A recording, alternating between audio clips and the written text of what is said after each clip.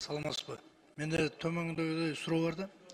Ошол мекенден картаны алгандан кийин биздин жанагы боордошторубуз мурда жанагы чет мамлекеттин жарандарына кээ бир кызматтарды 2 эселеп, 3 эселеп услугаларды бааларын көбөйткөнбүз да, туурабы?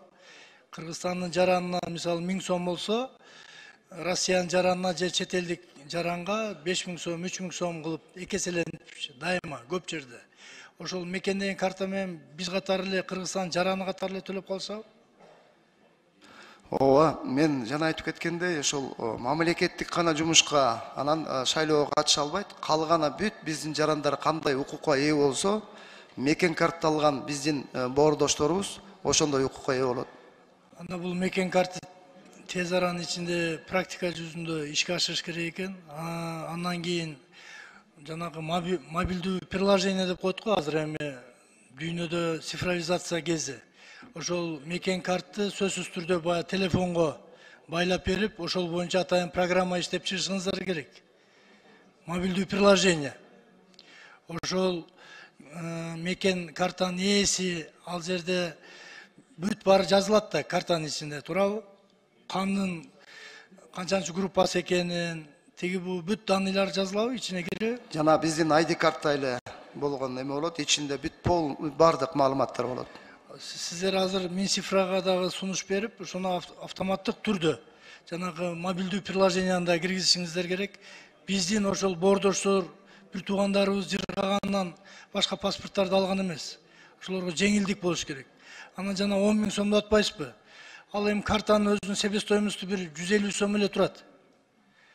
Ошону бир 2000 сом эле кылып койбойсуңарбы? Ал жерде бардыгында эле 10 000 сомго картаны алганга үй шарты же болсо бир чөнтөк шарты дал келбейт да. Шуну бир арзаныраак эле кылып берип. 2000 сом деп бекитилген. Ошон үчүн азыр биз 10 000ге көтөрүп атканбыз, чыгымдар ошо эсептелинди да. Бизде мейли, бизде көп бияка кайрылгандар болсо чыгымдар мындай кичине азыраак экен. А чет мамлекетте чыгымдар көбүрөөк болуп кетет экен. Биздин жанагы Тышкы иштер министрлигине караштуу. Эми Тышкы иштер министри, миграциянын өкүлчүлүгү бүт баары мамлекеттен айлыктары каралган. Ушул элементардын картаны таратып кое албайбы? Чыгарып берген картаны. Эмне дополнительный эмне расход болуп атат? Анчалык.